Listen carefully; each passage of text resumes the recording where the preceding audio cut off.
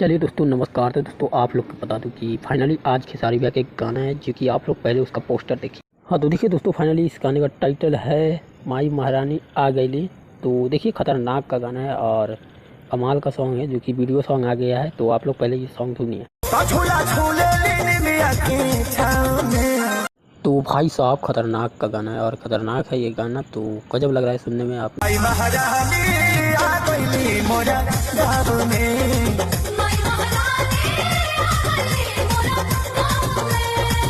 तो दोस्तों बता दूं आप लोगों की ये गाना कमाल का है और कब ये गाना ग्लोबल म्यूजिक जंक्शन पे रिलीज हुआ है जो कि आप लोग देख सकते हैं।